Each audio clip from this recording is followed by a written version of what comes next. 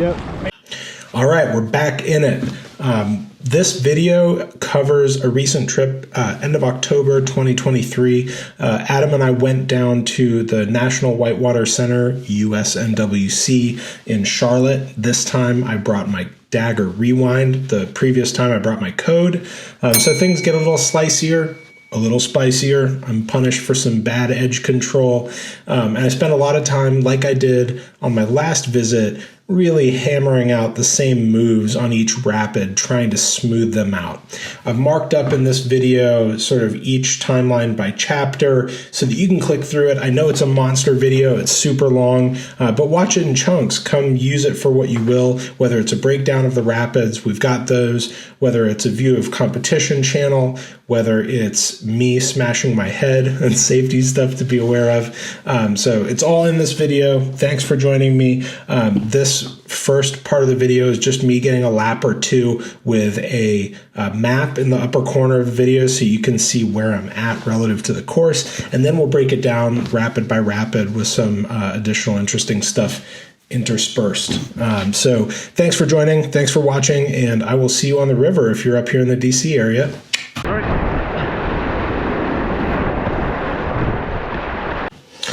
Oh, and one other thing is we were there for 3 days of paddling. So on the last day we showed up, it was Sunday, and it turned out that the water wasn't going to be up to the normal level until like 11:30 or something.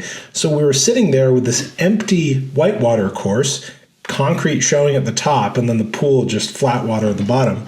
And I thought, let's get some video of the empty feature so you can see how the water and the gradient create the rapid by reacting to whatever's on the bottom, obstacles, ramps, all kinds of stuff that actually makes this course what it is. So in the detailed rapid breakdown section, we're going to have a little X-ray portion at the beginning of each rapid so that you can see how the water washes over the obstacles to create the whitewater features we're paddling. I thought that was pretty cool. Let me know what you think.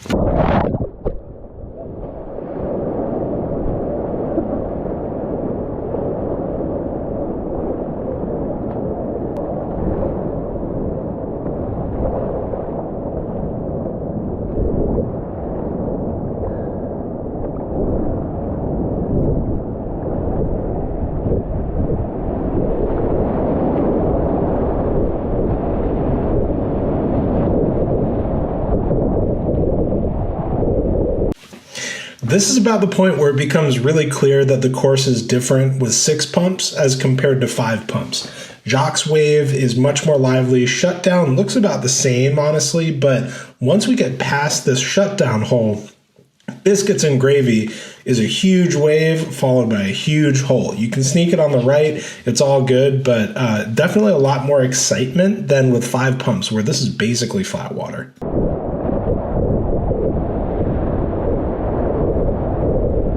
Biscuit, gravy.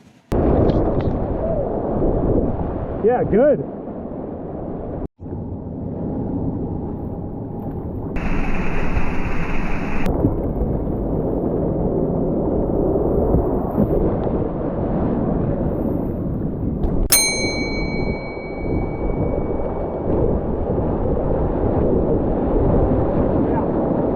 All right, some observations about paddling a half slice here at the Whitewater Center. The first thing is that with a really forgiving boat like the Code, or like really any creek boat where they're super stable, they don't want to flip over, and they have so much volume that you're unlikely to get endered or anything like that.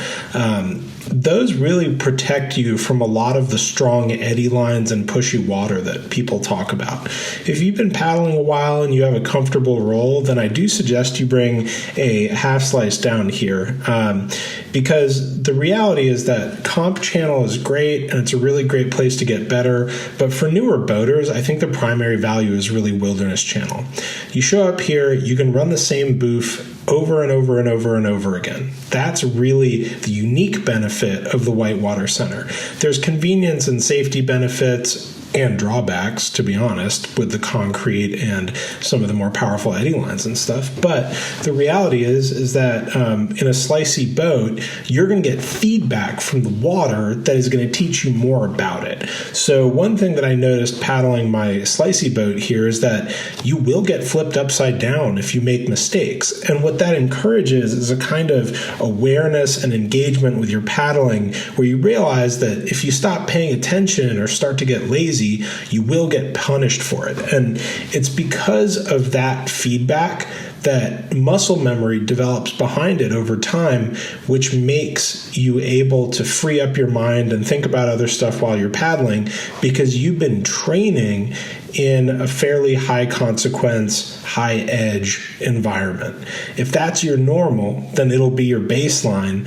And when you need your creek boat, if you're in something really big and consequential, then you will benefit from that additional stability more as a means of insurance than as something you're depending on as a matter of course. I hope that makes a lot of sense. If it doesn't, drop a comment down here. But basically what I'm saying is that the Whitewater Center and a half slice I felt was challenging compared to the creek boat, but I'm glad I did it because I know I came away a better paddler. So just some food for thought there.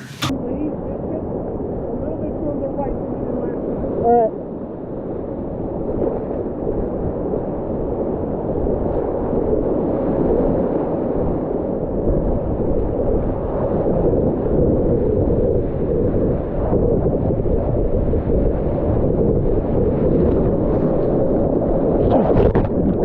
Great example. Bad edge control, bad boat angle means you get flipped over. I might not have flipped if I was in my code. I was trying to talk right when I went under and I just drank a bunch of water. All right, let's talk about how the Whitewater Center is designed. At the very top, you'll see a small pool. That's where you put in. If you follow these pink arrows down, you're taking Wilderness Channel, which is longer, but with the same descent as Comp Channel. This just means that when you're going down Comp Channel, it's steeper and has bigger waves and gradient because the same amount of water is falling the same distance. So you can see that when you finish your Wilderness Channel or your Comp Channel lap, you're going to finish at that bottom pool. The bottom pool has pumps at the very top end of it, and those pumps recirculate the water up into the top pool. Gravity does the rest, creating the rapids down either side of this whitewater park. Now, the red arrows here are going to start popping up indicating where Comp Channel is. You can see that it's much shorter and it's got that big turn at the end, Carnage Corner. So all that volume comes rocketing around this like 90-degree turn, and that is sort of the big M-wave feature there. It's called Big Drop, and it's just the same as M-wave, just steeper and with a bigger, more powerful wave at the bottom. It also makes the eddies on either side more squirrely, and this is where the Olympic athletes train slalom. So this is the step up. A lot of people call it Class 4. It's definitely big and challenging, and luckily this Whitewater Park affords us both opportunities, a chiller Class 3 experience or a bigger Class 4 experience. There's lots of other stuff to do at the park, which you can kind of see in this map. There's climbing, there's bike riding, rafting, all kinds of stuff going on, but I know you're here for the Whitewater content, so I will not ramble on any more about that. This is Big Drop, the culmination of Comp Channel. Look how fast those eddies are going, y'all. You don't want to get stuck in one of those. And just before Big Drop, you come screaming around this blind corner, which is called Carnage Corner. And after you're done paddling, you can have a beer and watch rafts get demolished here.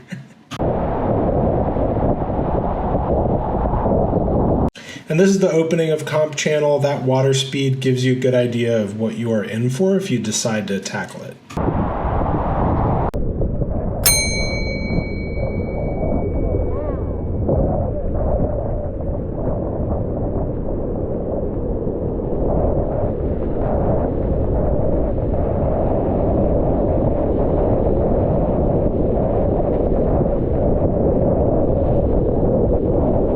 I'm taking some extra paddle strokes here, and my boat's longer than Adam's, so I'm just trying not to run him over.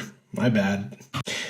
If you get too close to one of these eddy lines, the flow will push you out of it. So make sure that you're taking strokes to stay in the middle of the flow unless you want to eddy out. This is going to become a theme here. Like, especially doing a peel out with eddy lines this strong, you need to actually make momentum to get across them so that you don't get rejected and hit an obstacle.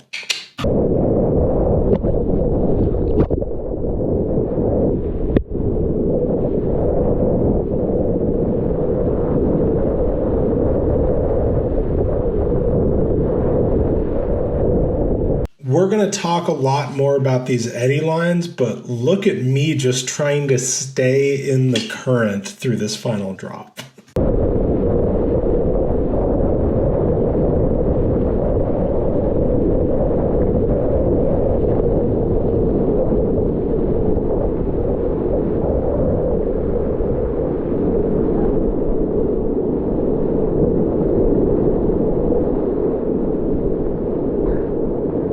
Fuck it. We'll run a switch, whatever. Woo.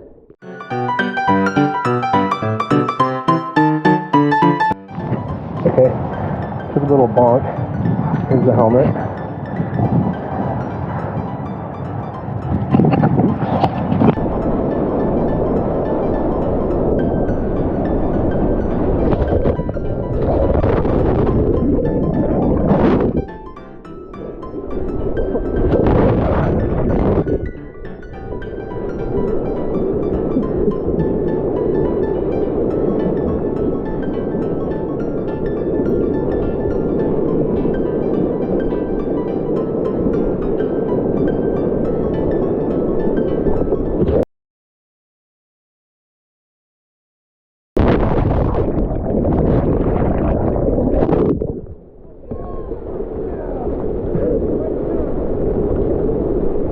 All right, as you can see, the mistakes start early here. I'm treating the section of water before M wave really casually.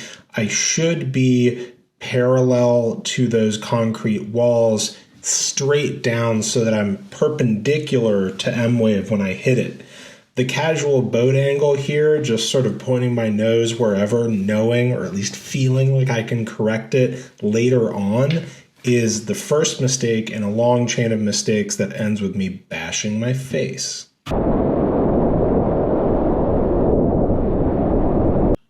Doesn't seem like a lot of missed angle here, but it definitely is more than enough to flip me over. You can see I'm pointed left when I ought to be pointed straight, and I don't get a good stroke in that foam pile to keep me stable. So what you see is me giving up my upstream edge on my left-hand side, and from there a flip is pretty much guaranteed in this water.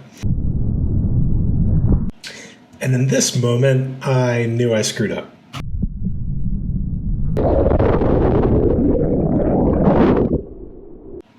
Remember that eddy lines actually go like deep underwater. It's not just something that's happening on the surface. So if you roll up next to an eddy line and you're floating into it, there's a chance that you'll bounce off of it just like a wall. Or you will forget that the current is going the other direction and let it grab your edge and flip you upside down, which is what happens to me here on this super pronounced eddy line.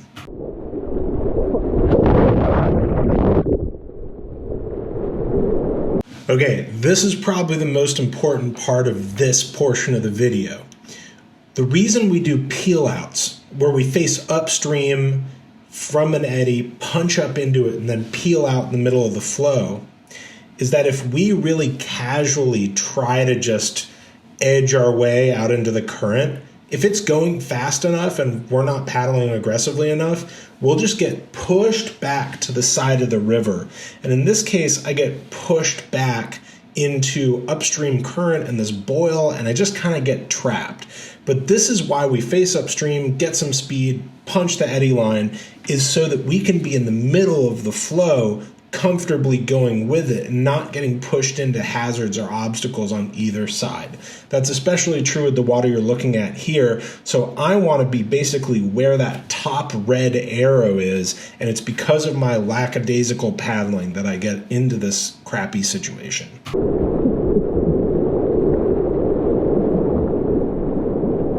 Okay, now that I'm trapped in limbo between the current and the eddy and this boil, what I should be doing is really raising my right knee so that the river pushes me off the obstacle, but I don't lean into it enough, and so I get flipped. The upstream current and the eddy slams my head into this bollard. So I'm stoked that I had a good helmet, a sweep protection, but it did leave me sort of in pain, stunned, headache, all of that good stuff. So as I'm paddling out, I'm trying to be really conservative, but I'm also thinking to myself, I'm glad I practiced my roll so many times, because it was actually easier for me in real time, recognizing I was getting some cranial trauma, to just roll up.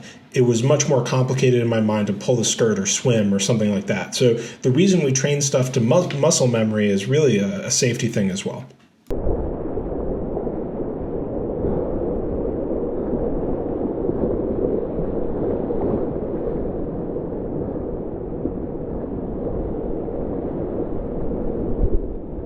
All right, so the next part of the video is really, really long. As you can see, the whole thing's really long, but this is where I break down each of the features of Wilderness Channel in a lot of depth. You can see me run them many times. This is really just to leave you with a clear sense of what your boat is meant to be doing if you choose to take the same lines that I'm taking.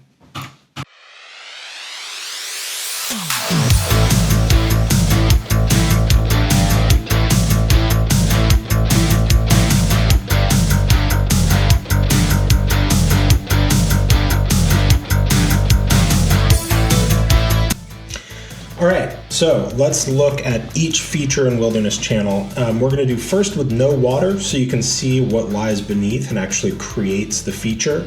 The second is going to be a third-person view with Adam and our buddy Craig running the actual rapid, so that you can see what the features look like from that perspective, and then the first-person perspective of me running them over and over and over and over, so you can see what it's like. This is Entrance Exam, just a great righty boof, and this is the one that you run over and over the same each time to try and get your boof timing down right, because this is a kind of a pour over that you'll see on actual rivers a lot. Great training opportunity.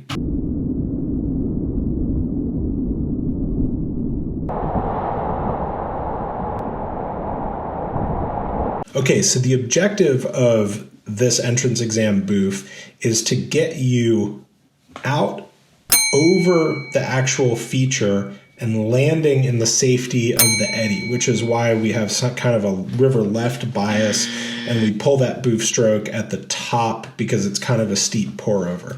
Now, your boat angle matters. If you're on a slicey boat and you screw this up, then the rushing water that's actually doing the pouring over can grab your stern and flip you.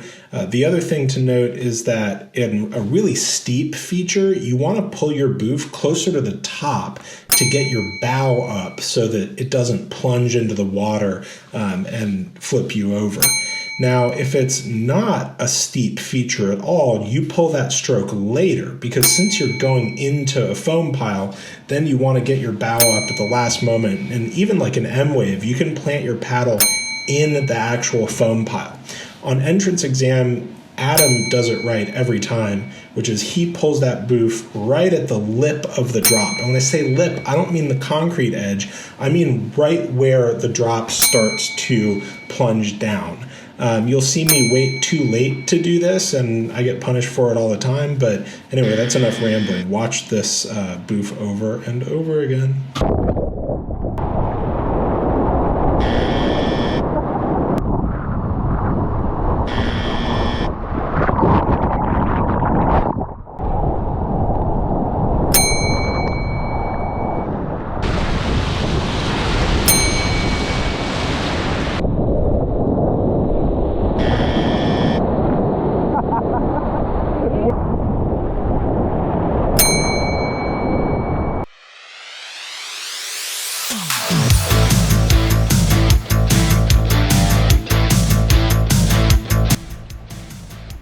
Okay, so after Entrance Exam, there's a little swirly water, some waves, and you can go left down the instructional channel, which doesn't have a lot going on, or you can go right. If you go right, you're taking Huey Lewis, which is this drop into a pool with a big swirly eddy.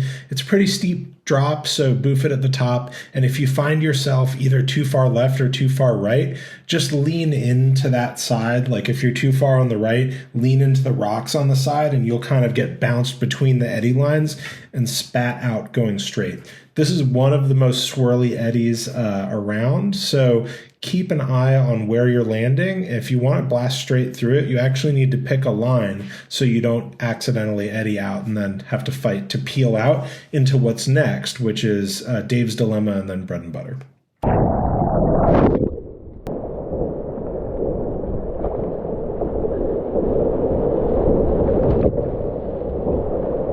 When we talk about stroke timing, basically what we're talking about is paddling confidently and smoothly so you don't do those little stutter strokes ahead of your boof stroke like I was talking about. In fact, frequently it's probably a good idea not to take those strokes at all and just to wait until it's time to pull the correct stroke. One difference you'll notice between my paddling and Adam's paddling is that if he doesn't really need to take a stroke, he doesn't. But for some reason, I have this thing where like I always want to keep my paddle in the water, so I'm taking strokes even when I don't really need to be paddling. So if you see somebody who's taking a very small number of paddle strokes to get through a feature, chances are they know what they're doing. Watch them and follow suit.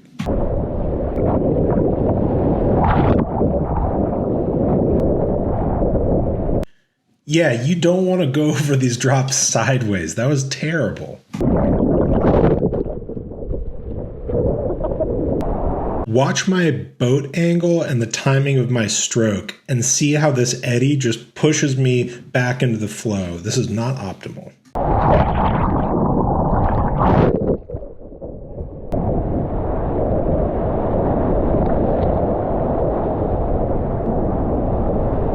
Watch my edge control here. If you're quick enough to react, you can save yourself just by raising the correct knee.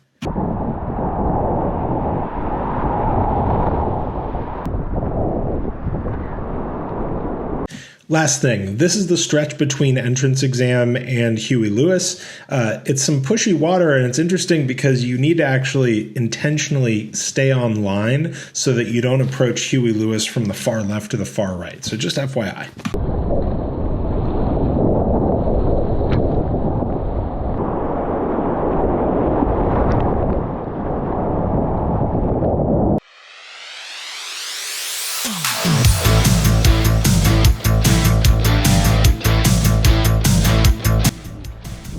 All right, so after Huey Lewis, you come under the bridge and the river makes a sharp left turn with a fun little wave, a spot to eddy out, and just another little shallow drop. Not a lot to contend with here, but there's a lot in terms of catching eddies and your boat angle and playing with how all of that leads into this final drop. So don't sleep on this. Definitely don't just float through it. There's a lot of different ways to run it, and all of them will leave you a better paddler. Oh, nice.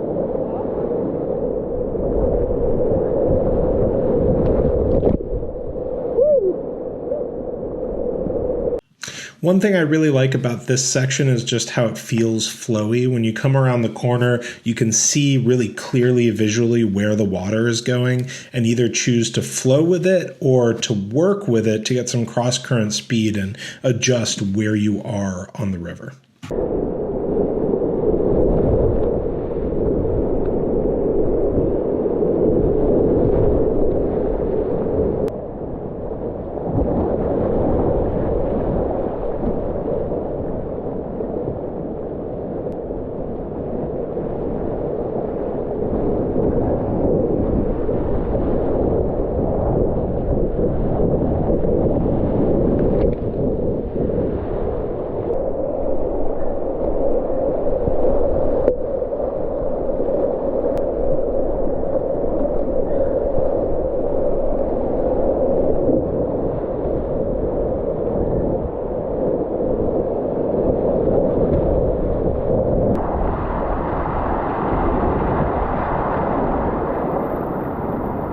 This part is really friendly. Go ahead and try whatever you want to try here. There's nothing that's going to grab you or really give you much trouble.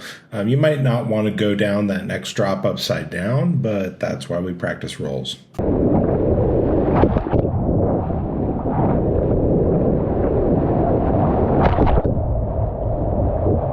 Just trying to show you kind of every which way to run this. If you have other ideas, let me know.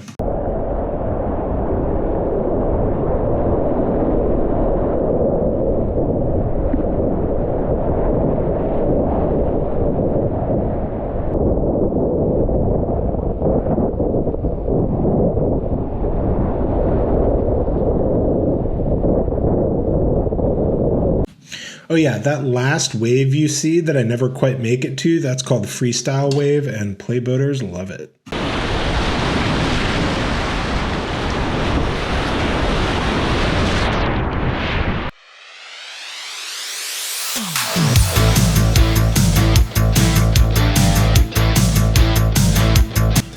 All right, after the confluence pool, we get this nice little downstream V, and there's just kind of a narrow channel without much going on, just a few little waves. We're walking down to Sunset now, which is one of the biggest drops on Wilderness Channel, one of the biggest thrills. It's just like Huey Lewis, but a little bigger, a little longer, so it's steeper, there's more water. The hole at the bottom does need your bow to be up and over it if you don't want to get flipped. It can be a little retentive in a side surf, but obviously if you flip upside down, you'll wash no problem, and you can't escape it. A lot of people surf it as well. And then after just two little nothing holes called snake lips, you'll get Last Chance Eddy, and the whole thing curves to the right with a ramp down to M-Wave. All right, so here we've got the third person perspective. I'm just gonna let it ride. Adam and Craig are gonna show us how it's done. I want you to know, though, Adam asked me to re-record this. He actually got out of the boat and walked back up. So take a look at his first run versus his second and see if you can figure out what the crucial difference is in terms of the second one being better than the first.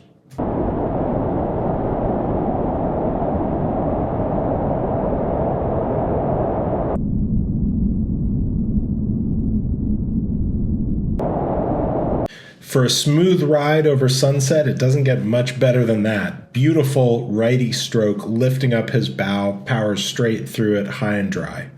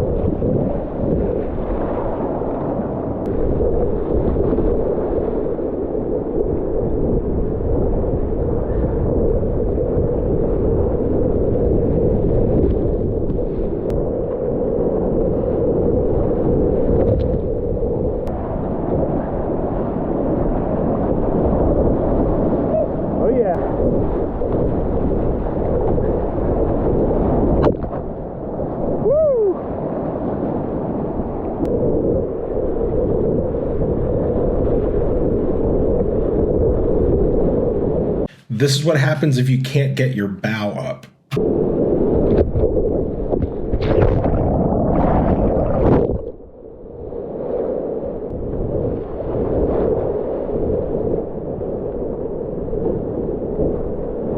Now, lining up to get over these rocks is the first challenge. The second is managing your landing in a pushy eddy next to that eddy line, so careful there.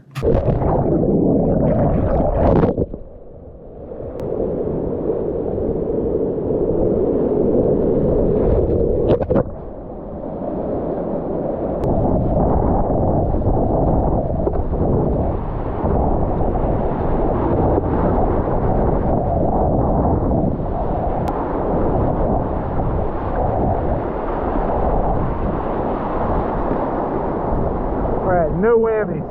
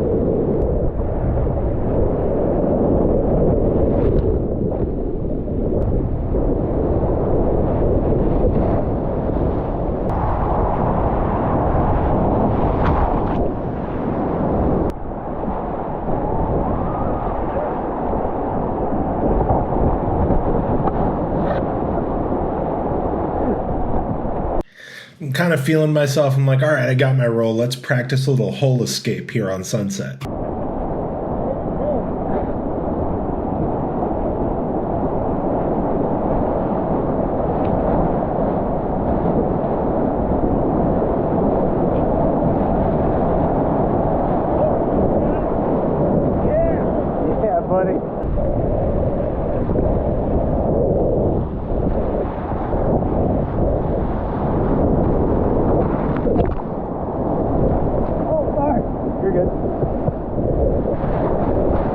Remember, this drop is really V-shaped, so if I go too far left but I have good boat angle, it'll send me back into the middle.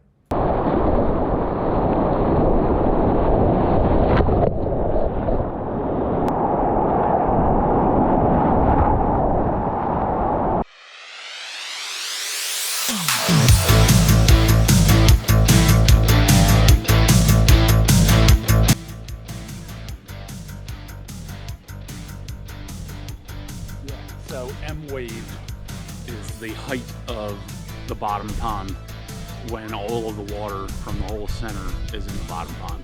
Like, this is the pond. Yeah. And this guy. All right, so coming right around the corner after sunset, you've got this long, intimidating, shallow ramp down into a big kind of wave hole thing. It's really shallow and the angle is not very steep. So it's more just like a long downhill trip landing in a foam pile wave thing. So what you want to do is, if you want to punch it, is make sure you're hitting it perpendicular and wait until you're just hitting the foam pile to pull a boost stroke. Most of mine are early here because I'd forgotten that piece of knowledge, but you can see for the most part I'm planting that stroke to get my bow up really late, and that's because it's not steep, so I've got lots of time and I'm going directly into that foam pile. So planting it late is what I need to do, because if I do it earlier, it's going to come back down before I hit the actual feature. Now, most people don't punch it every time. You can sneak it on the left or the right, and the idea is just to be just barely off of the foam pile, and you'll ride right over it into the fun waves beyond.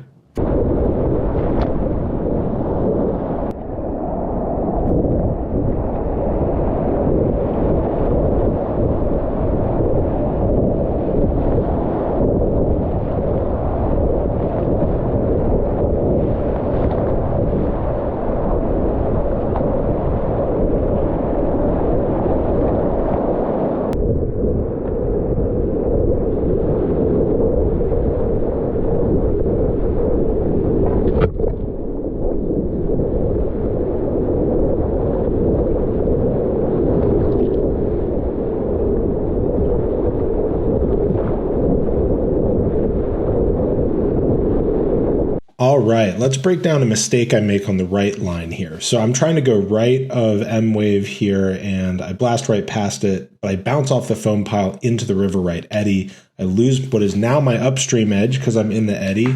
I flip over. I'm happy to miss the concrete, roll back up, and you'll see me do an actual peel out here, and I'll name the rapids below M wave here too, or the features. So I do a real peel out, get back in the current. Now this is Jacques wave, a nice big standing wave you can blast through. The choice here is left, right, or center. Center will take you through shutdown, which is a pretty grabby hole. I eddy out right next to it.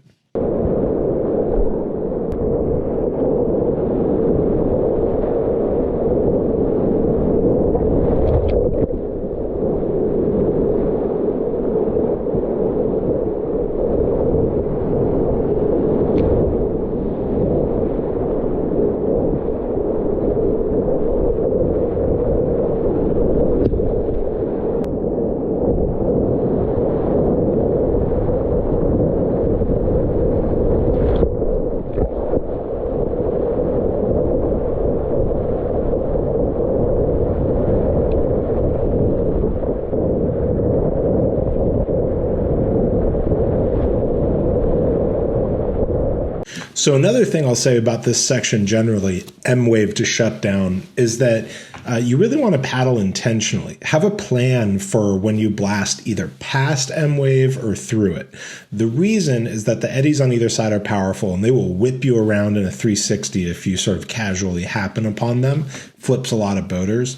The other thing is that you get these big boils around the obstacles, which suck to get trapped in. You can see that's how I flipped over and cracked my helmet earlier in this trip. And so if you're really trying intentionally to stay in the flow or eddy out or go left, right, or center of shutdown, then your paddling gets a kind of direction that can save you from sort of careless mistakes, like getting spun out on eddy lines, getting too close to obstacles, that kind of stuff. And that's good to hold in your mind generally. I feel like when I make big mistakes on the river, it's kind of when my mind goes blank.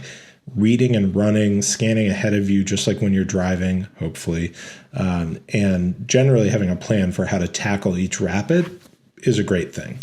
So good things to practice here.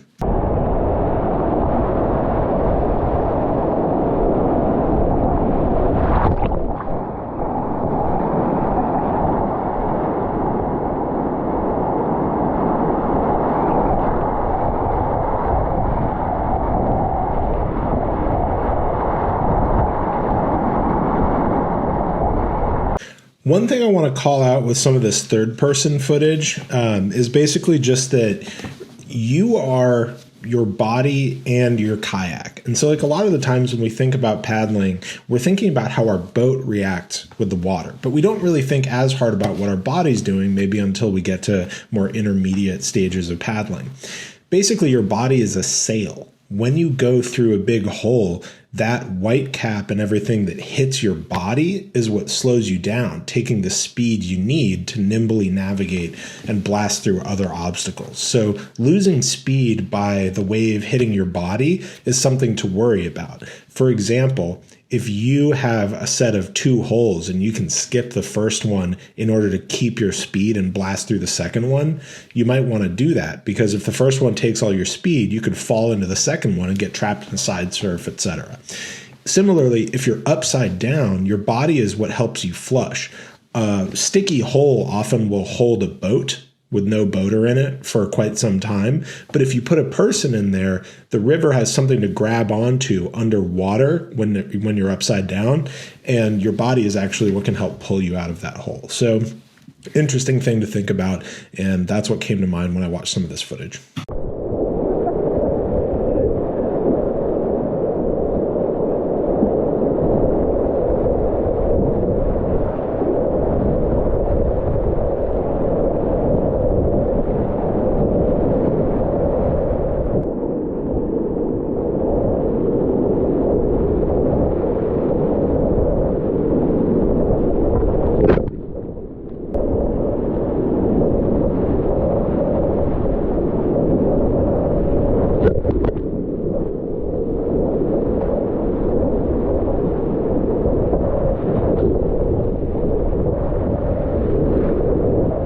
Remember when I said shutdown was sticky? This guy's stuck in it. I've also seen it hold a raft. Let's go.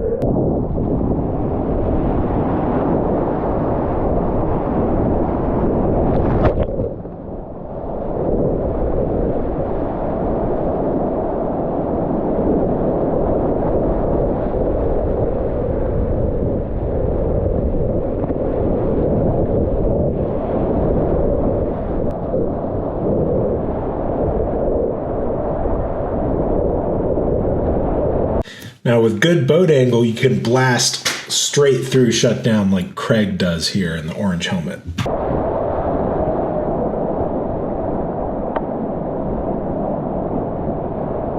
Oh, nice! And here's what it looks like to hit it from a first-person perspective.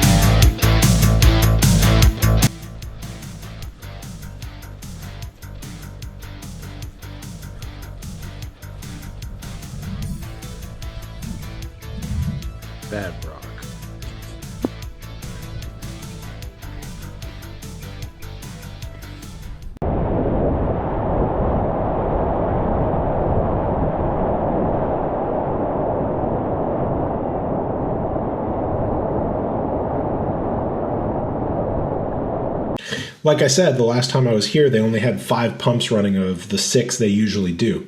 That means that less water is getting from the bottom pool to the top pool, and the rapids change a little bit. So Biscuits and Gravy comes in with 6 pumps. Basically what it is all of the water kind of sloshes back and forth in this shallow channel, and it creates a tall, peaked standing wave that you can blast right through if you want to. If you do, then there's a hole waiting for you, Gravy, to the wave's Biscuits, at the bottom. So basically what it's good for is practicing either maintaining your boat angle through a big guard wave and then being able to get through a hole. You can also time it with lots of good left to right momentum so you can blast straight into the eddy. Or you could try to blast into the eddy on the right to left side. So you've got a lot of opportunity here. The main thing to know from like a safety and comfort perspective is that you really don't want to be flipping over before you hit Biscuits. It's so shallow there, it's like less than a foot deep. So flipping over above that might be unpleasant, as you might be dragged across the ground. At the same time, if you're upside down in a really shallow situation, lots of the time you can use your paddle to help lever yourself up if your roll just isn't hitting it for whatever reason. But basically, the way that I run this for the most part, if I want to run it really clean, is I'll run it left to right, basically immediately as you start sloping down towards Biscuits. The other thing is that if you stay left, the second drop is a really good boof. The thing is you either land on an eddy line and get launched downstream, which is fun, or you land in the eddy and get whipped around in this tiny little eddy, which is no big deal, but you have to be ready for it so you don't flip over at an inopportune moment. That boof is really, really good. I actually wish I had run it more often rather than trying to clean the hole at the bottom or the slam into that river right eddy.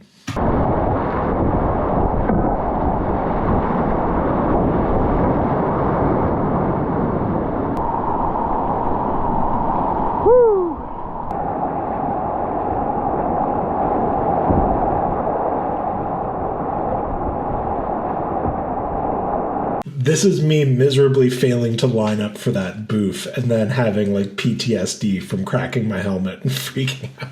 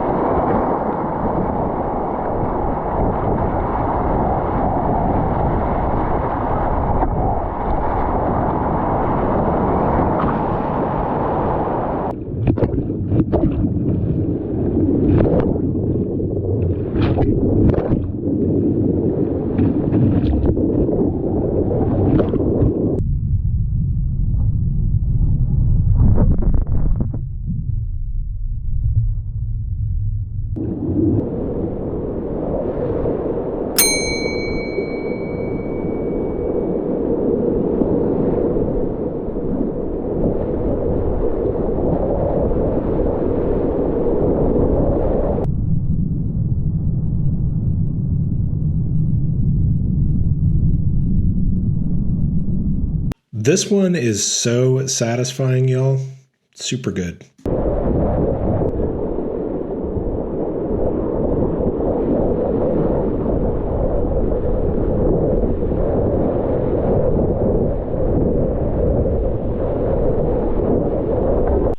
Okay, so in person, these pour-overs can be intimidating, especially for new boaters. The waves are tall, eddy lines are strong, the current is going really fast. But this very last hole, Gravy, is a great place to practice jet ferries. Basically, just charge across that eddy line. In this case, raise your left knee and basically try and stay upright as it slams you into that other eddy. Now, overall, there might be places where you don't want to try this because you don't want to flip over, but this is a good place to flip. There's nothing below you. It's a big pool. So I encourage you to charge this wave a few times and just get used to it.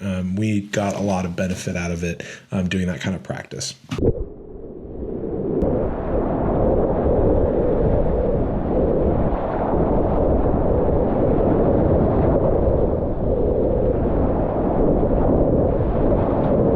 Another shout out about the Whitewater Center is you get to meet all kinds of awesome people. Craig, Orange Helmet, it was a pleasure to meet you and to paddle with you.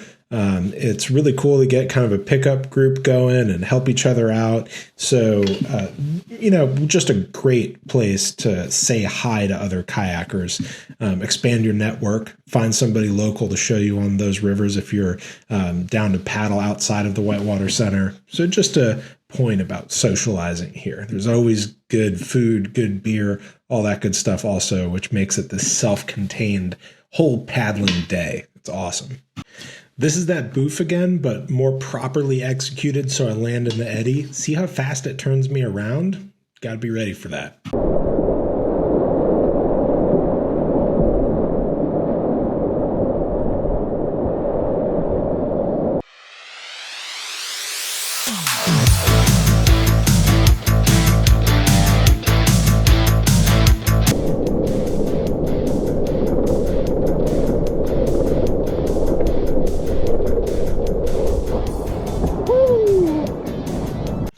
Okay, I debated whether or not to include the conveyor belt section, but it's just too much fun to play on. I see everybody just like going straight down. Try these little tricky move things. At a minimum, it'll give you better edge control if you have to react to this stuff in real time. You might look silly when you fail, but who cares? Everybody looks silly whitewater kayaking. Don't shame me, Adam.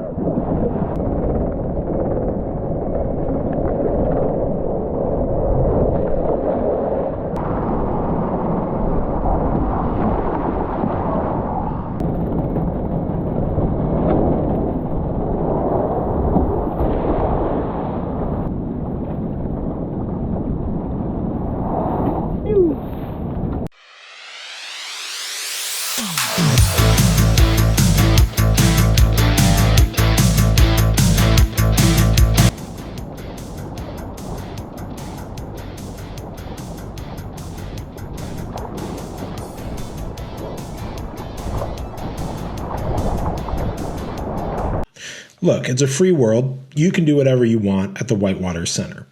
It's a paradise for just play, messing around, whatever you want to do. You progress at your own rate based on what brings you the most joy on the water. But Adam dropped some sage advice on me.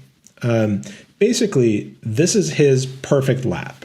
In his mind, this is the smoothest way to get a lap on the Wilderness Channel. And we say things like smooth, perfect. I think really what we mean is it's extremely efficient. He's using boofs, he's using strokes, boat angle, and edge in order to basically paddle minimally on his way through the course. He's using the water to move safely through each feature while expending as little energy as he can, which makes for a really flowy, smooth lap. Check out what he does, and I think that for me, the next time I go back to the Whitewater Center, my North Star is going to be able to deliver this kind of smooth paddling whenever I want through Wilderness Channel. You don't have to punch M-Wave every time. You don't have to hit every micro eddy, although it's good to practice. It's great to be able to read the water and react to it perfectly in real time, consistently, from a paddling efficiency and a safety perspective. It's one of the things that's so great about this course is that it's kind of like playing Angry Birds or something on your phone. You get 1 to 3 stars. That's what I couldn't get out of my head. I just wanted 3-star runs every time. When you want to play, you can totally do that. But have a look at this. This is a really experienced paddler just greasing Wilderness Channel.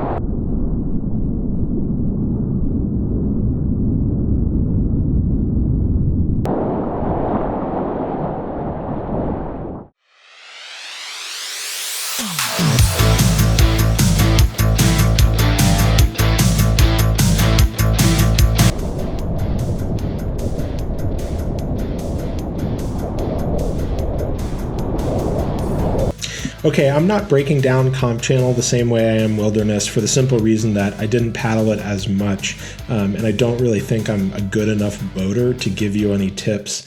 The main thing I'll say here is, I mentioned it earlier, but just try and stay in the flow. It's no problem to catch the eddies if you want to, but if you just want to bomb down and get a lap, the main thing is you don't want to get pushed to the edges and the eddy lines and the obstacles and things like that here. It's much shorter, so as long as you stick with it and generally know you want to be right of the guard wave before big drop, you will be fine. When you start trying to do things like big ferries and peeling out and all of the other stuff in this kind of water, that's where the real test of your skills comes in. Next time I go, I plan to do this a lot more, but for now, this is the step-up thing I do for a little adrenaline dump before I get back to working on my basic boof and forward stroke and Wilderness channel. All right, so as a final point, I just want to tell you about this guard wave. You want to be right of it by the time you start heading down big drop. I fail, I'm left of it, and this is a huge drop off on my left. You really want to be in the center working your way left here. I get this big righty sweep boof, which gets my bow up on top of the wave, which then just sends me down the direction I want to be going. So that saved my bacon there. You don't want to fall off the left side of that ramp and get stuck in the tourist trap eddy. Okay, so I'm recording this video at the end of November. Two things I want to call out. The first is that the Whitewater Center is now closed. It's going to open back up in March, so plan accordingly. You can get started on your spring and summer paddling fitness by heading down there and getting some practice laps in. The other thing I want to call out is just as we transition from November into December, it's the giving season. A lot of people look to contribute to their favorite charitable causes for a tax-deductible donation or just because the holiday spirit gets to them. I know times are hard right now, so not everybody has money. But if you do, think about contributing to the organizations that enable your paddling and enable cleanliness and the health of the watersheds that we paddle in. Locally for me, it's going to be the Potomac River Keeper Network. They test our river to make sure it's clean. When it's not and it's some bad actor polluting our river, they sue them in order to initiate the action that will stop that pollution. American Whitewater, obviously, is a fantastic organization to support as well. So as we head into the giving season, consider sending some of that money to the places that matter to us as paddlers and the organizations defending them. I will get off my high horse. Thanks for watching, everybody, and we'll see you next time.